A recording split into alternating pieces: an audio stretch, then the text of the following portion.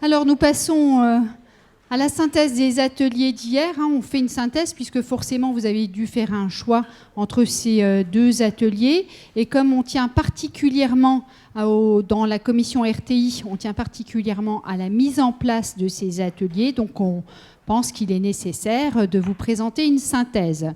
Premier binôme, Magali et Cédric. Cédric qui est momentanément sorti.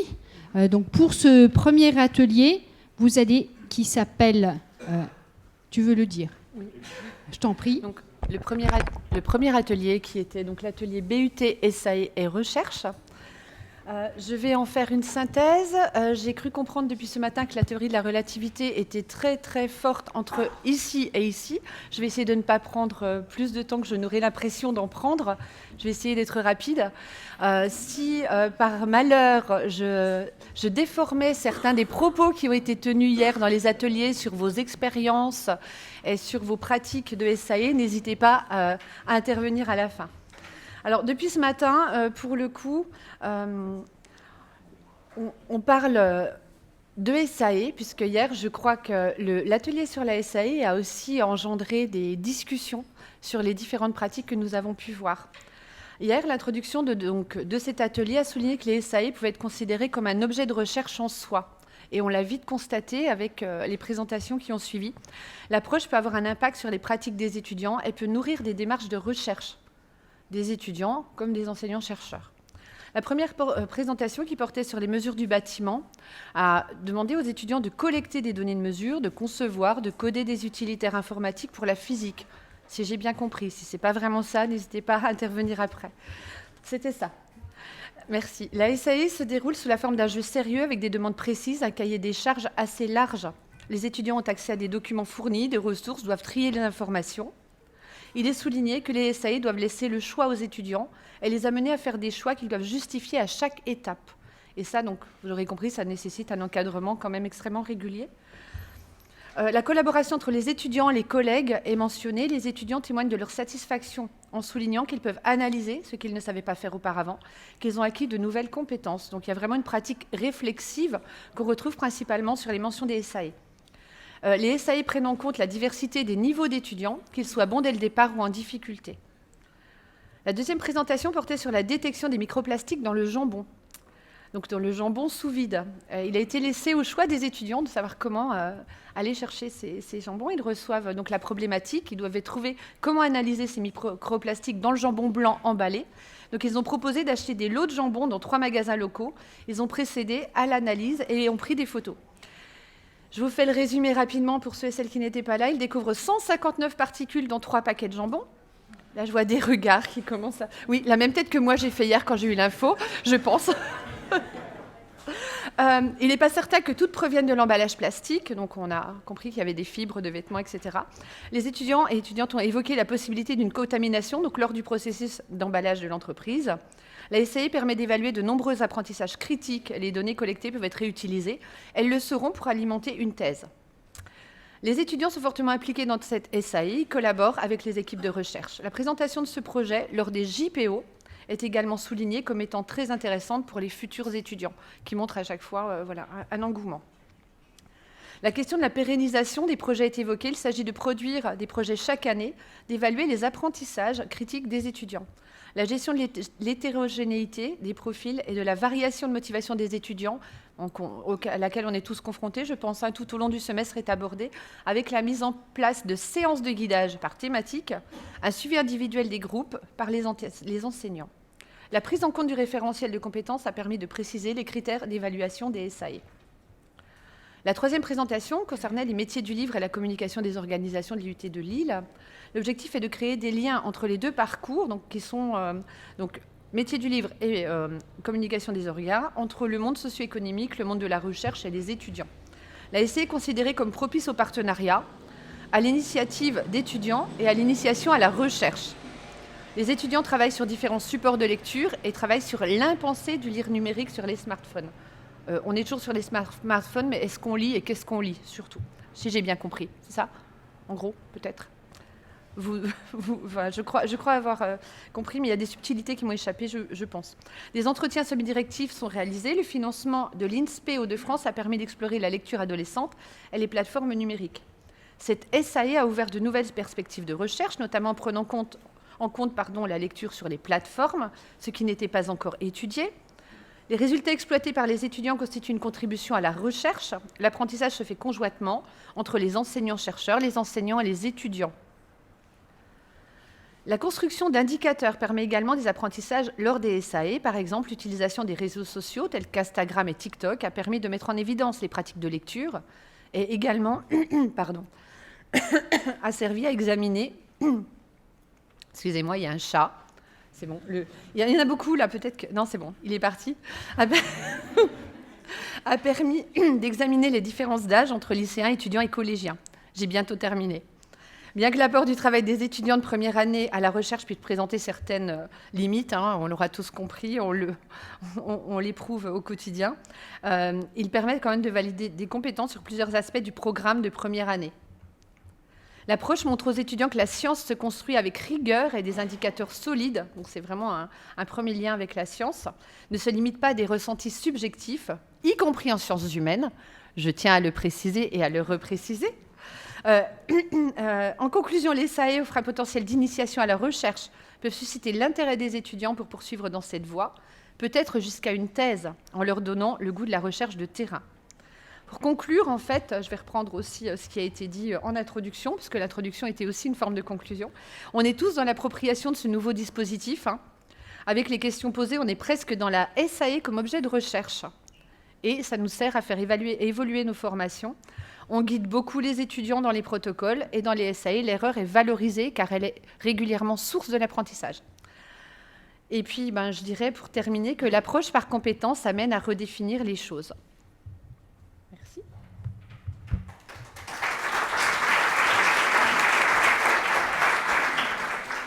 Moi, juste pour compléter quelques éléments donc, par rapport à ce retour complet, un élément souvent qu'on a constaté sur les 3 projets qui ont été présentés de SAE, c'est que l'existence de projets, alors nous en MT2E on les appelle des projets d'études techniques, mais ils prennent d'autres formes dans les différentes spécialités. Et donc l'existence de ces projets dans le format DUT est souvent un bon point de départ pour créer des SAE. Ça, c'était un premier point commun en fait aux 3 études qui ont été présentées. Quelque chose aussi quand on a interrogé les contributeurs, ce qui ressort, c'est le fait que d'avoir un référentiel de compétences permet de mieux définir les critères d'évaluation. Donc le retour au référentiel de compétences, les apprentissages critiques, les composantes essentielles, en fait, ça permet d'homogénéiser, de mettre les gens d'accord sur qu'est-ce qu'on doit évaluer dans la SAE. Ouais. Et un retour aussi qui a été fait, donc que moi j'ai noté, c'est que ça demande énormément de feedback. Cette approche-là demande énormément de feedback aux étudiants. Et donc c'est un travail qui est très prenant et qui ne peut se faire qu'en équipe. Voilà. Alors là, c'est mon expérience de référent APC qui parle aussi.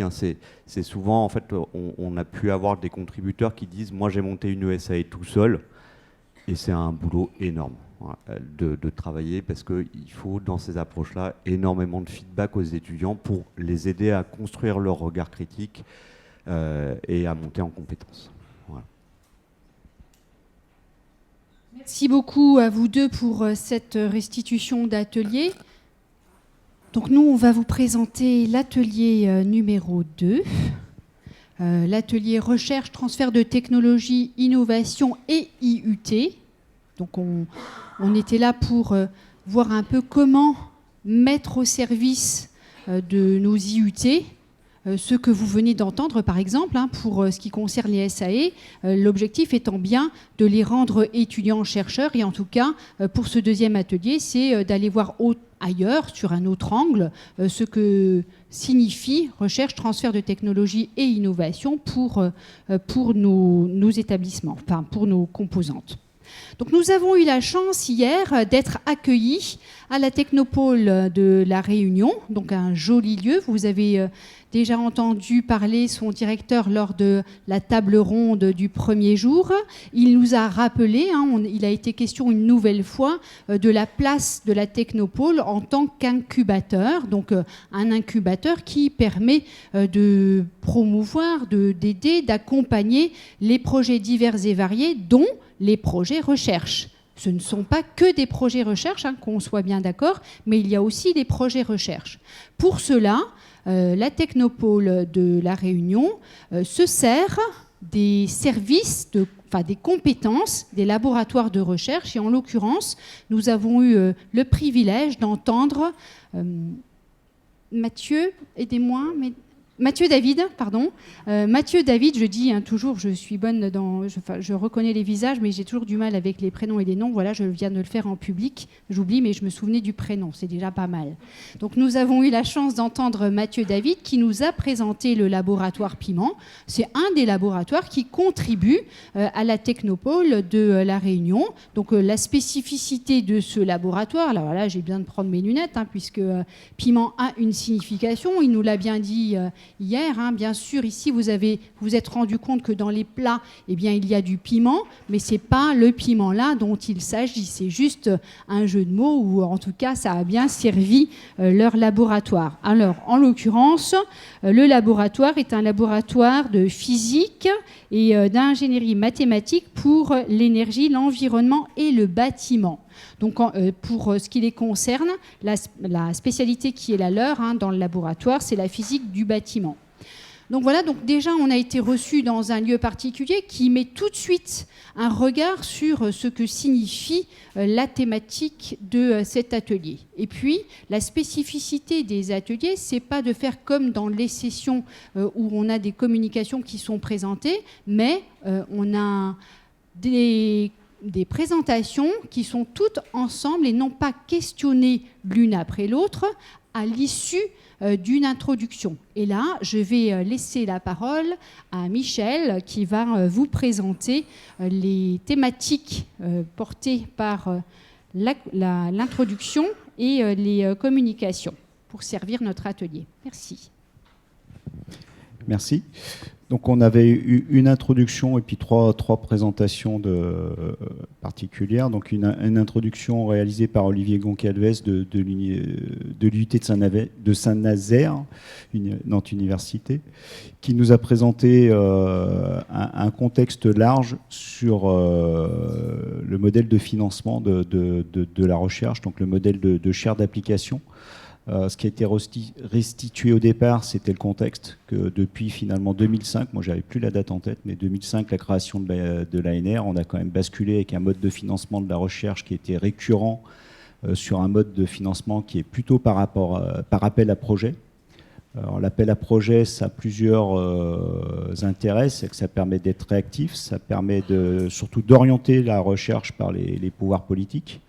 Et le constat, c'est que les questions scientifiques aujourd'hui sont peut-être plus en lien avec des problématiques sociétales qu'avant, où finalement c'était plus le laboratoire ou le chercheur qui définissait ces thématiques. L'inconvénient des appels à projets, c'est que le chercheur cherche ses financements, donc ça mobilise du temps, ça, on en est tous conscients. Et puis que dans les critères d'évaluation de la HERS, le transfert de technologie apparaît aussi comme un indicateur, donc c'est quelque chose qui aurait tendance à se développer. Après, on a eu une présentation de différents modèles de soutien à la recherche. Alors, je ne vais pas refaire la présentation d'hier. L'idée, c'était comment on permettait d'associer, par rapport aux thématiques de l'atelier, comment on permettait d'associer les acteurs socio-économiques et les universitaires. Donc, différents exemples de montage de projets avec de la région, et puis notamment un dispositif qu'on était plusieurs à ne pas connaître, le modèle de la thèse tandem. Dans le cadre du financement d'une bourse CIFRE, on peut demander le financement d'une demi-bourse de thèse en tandem, en plus de la première thèse CIFRE. À vos têtes, on n'était pas les seuls à ne pas connaître le tandem, alors finalement, c'est bien. Donc voilà pour l'introduction d'Olivier Goncalves. Ensuite, on avait 3 conférences qu'on avait choisies très différentes pour introduire les discussions de l'atelier. Donc la première, innovation pédagogique au croisement de la sociocratie et de la communication non violente, apport croisé de la recherche et de la formation, par Anne Carbonel. Donc là, il s'agissait d'une présentation du fonctionnement des organisations du travail, qui a donné lieu à la création d'une formation professionnelle universitaire, donc par Anne en l'occurrence, pour mieux comprendre les enjeux des organisations. Donc elle adosse sa démarche à 2 approches, une approche organisationnelle et une approche relationnelle. Et l'objectif, c'est de minimiser, d'éviter les RPS, donc les risques psychosociaux. En termes de résultats, ça permet de développer l'autonomie, le pouvoir d'agir, la gestion des relations interpersonnelles et la coopération au sein des équipes. Et résultat en faveur d'une innovation sociale pédagogique également. La deuxième présentation a été réalisée par David Duché. Donc, le positionnement d'un agenda de recherche interdisciplinaire sur les innovations dans les véhicules autonomes en logistique. Donc, tout est parti d'une petite fourmi, en fait. Je vais pas trop diverger, parce qu'après, je vais être trop long. Donc, la communication a eu pour ambition de présenter un programme de recherche qui avait la particularité d'intégrer un consortium d'acteurs très différents, qui sont mobilisés traditionnellement, mais à des stades différents de l'avancement d'un projet, dans la maturation d'un projet. Là, c'était de les associer au départ du projet pour un projet d'innovation dans le cadre de véhicules autonomes qui roulent ou qui volent. Et c'était dans un contexte d'application de logistique. Troisième présentation par Harry Ramena, c'était la plateforme Green, un laboratoire scientifique à fort potentiel pour la recherche, formation et R&D. Donc là, il s'agissait en fait de présenter une plateforme qui existe dans le département mesures physiques de l'IUT de Metz.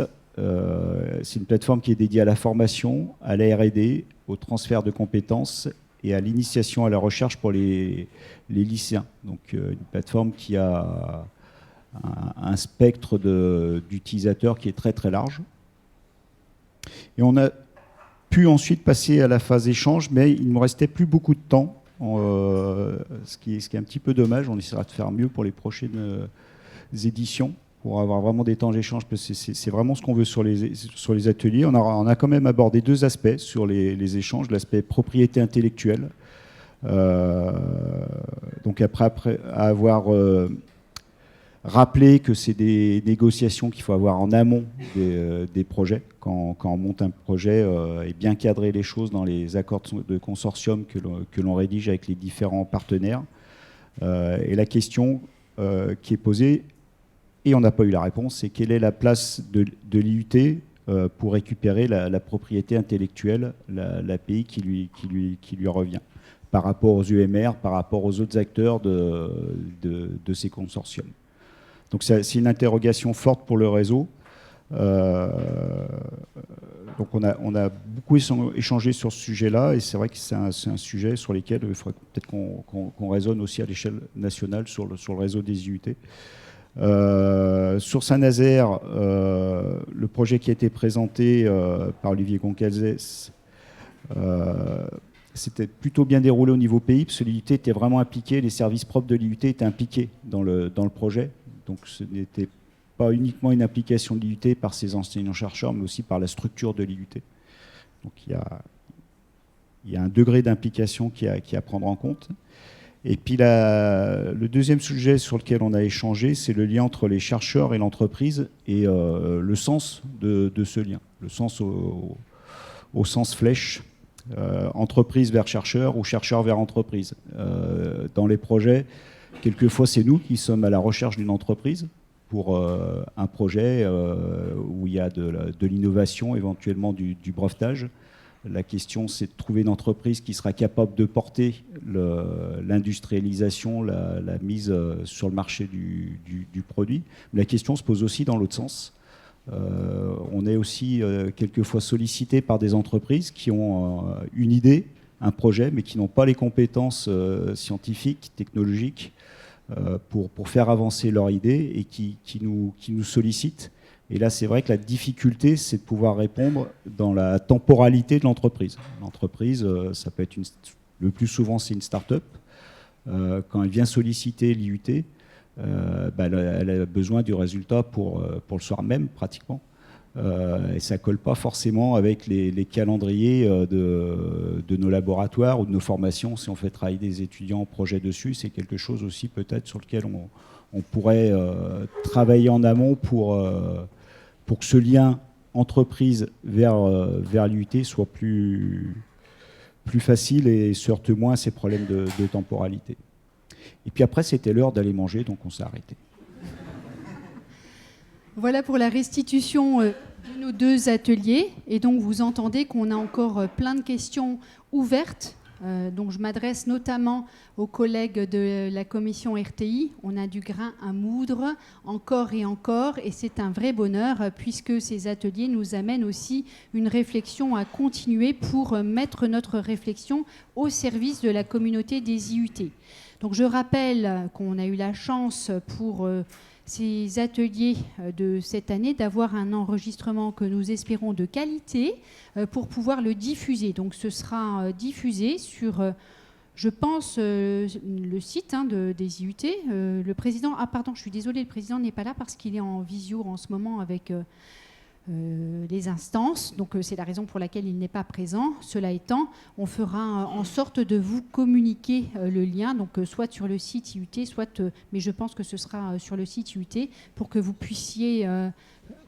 Oui, mais c'était en direct sur YouTube, et donc là après on remettra le lien, donc pour que vous puissiez réécouter et faire passer ces informations. Merci beaucoup pour les contributions de toutes et tous, pour ce CNR dans son ensemble et puis pour ces ateliers de manière absolument précise. Maintenant, nous allons passer à une phase de festivité. Donc, se clôt la partie restitution des ateliers et on va œuvrer vers la phase festivité, remise de prix. Donc, je vous garde encore avec nous. Merci.